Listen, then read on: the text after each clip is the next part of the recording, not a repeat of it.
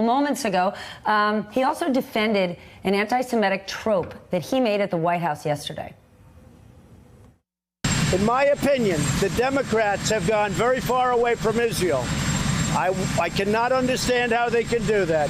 They don't want to fund Israel. They want to take away foreign aid to Israel. They want to do a lot of bad things to Israel. In my opinion, you vote for a Democrat, you're being very disloyal to Jewish people, and you're being very disloyal to Israel. And only weak people would say anything other than that. I think that if you vote for a Democrat, you're very, very disloyal to Israel and to the Jewish people. Disloyal. Now, here's what the president originally said about Jewish people who vote for Democrats.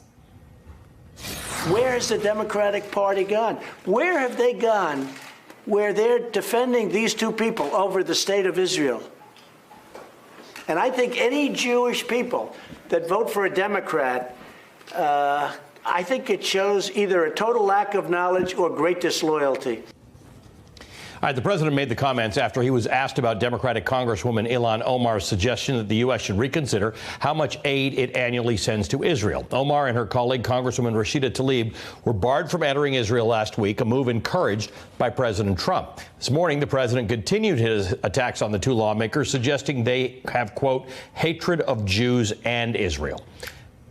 Joining us now, chairperson for the Jewish Democratic Council of America and former Democratic congressman from Florida, Ron Klein.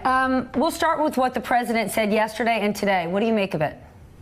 Well, I think it's reckless and disgusting, and it just plays into the continuation of inciting hatred and violence. And as a matter of fact, as we see day to day, as there are more and more copycats or people that are threatening mass shootings in this country. One was another one threatened against the JCC, a Jewish Community Center in Youngstown.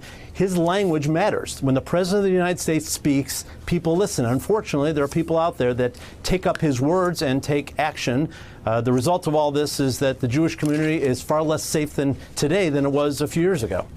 What are your thoughts, or I should say, the members of your council, what have they said to you about what these two congresswomen have said?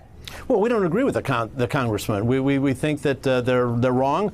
We will not support them if they continue down that path. Our organization supports Democrats who support the state of Israel, which all of us do. It doesn't mean you have to agree with every single thing the government of Israel does, every policy, but we understand the importance of the strategic relationship between Israel and the United States.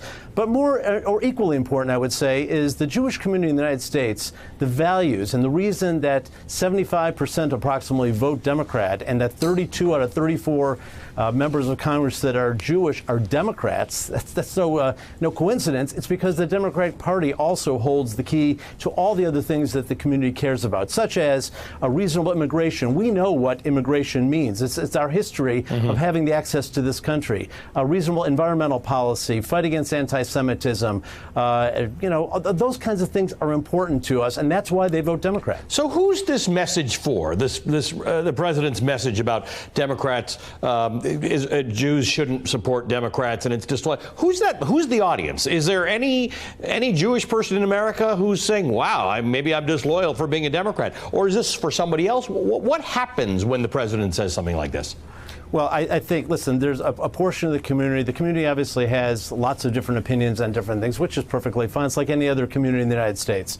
And a portion of them, maybe a quarter of them, vote Republican. And I'm sure this is to reinforce their votes that they should show up, just like he does other base groups for him. He wants to make sure they show up in an election. But he certainly is offending the other three-quarters of the Jewish community by the way he talks and the way he threatens and the way he's so irresponsible with the way he talks about the Jewish community and the expectations of him saying certain things that are causing problems around the world, for that matter, and in Israel as well. Have you met with the two congresswomen over the last few months? You said you disagree with some of their positions and what they've said. Given that the president takes those positions and tries to make them front and center and say that if you support them, you don't support the Jewish community or you don't support Israel. So have you met with these women? Well, the Jewish Democratic Council of America is, as I said, the mission is to support Democrats that support the Jewish community's interests, our values. These two women do not, on Israel in particular. Hold on, Ron. Okay. They have issues with Israel. That you just said Jewish people and their interests. That's sort of lumping them all into one group, isn't it? No, what I'm saying is the president wants people to believe that they're anti-Semitic. Well, I can't tell you whether they're anti-Semitic. I certainly don't like the comments they've made and disagree with them, and our organization takes the same position. Now, they may, on a number of domestic issues, be on the same page on the environment or on education and healthcare, and that's fine. But on Israel, which is an important issue to this organization and to the Jewish community, they're in the wrong place. Was Netanyahu in the wrong place by banning them from going to Israel? I think the Prime Minister created a platform for them, along with the President, that the President wanted, because he does want to create this face of the Democratic Party, which is totally false. But I think what he was trying to do, Netanyahu, for his own political purposes and his own elections, is try to side up with Trump. Trump probably asked him to do this. He did it. I think it was a mistake for the Israeli government to do that. I think the United States is a key ally.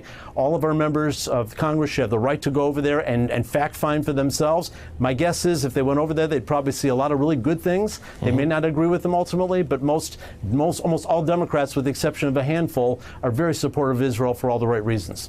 Hey, MSNBC fans, thanks for checking out our YouTube channel. Subscribe by clicking on that button down there and click on any of the videos here to watch the latest interviews and highlights. You can get more MSNBC for free every day with our newsletters. Just visit msnbc.com/newsletters to sign up now.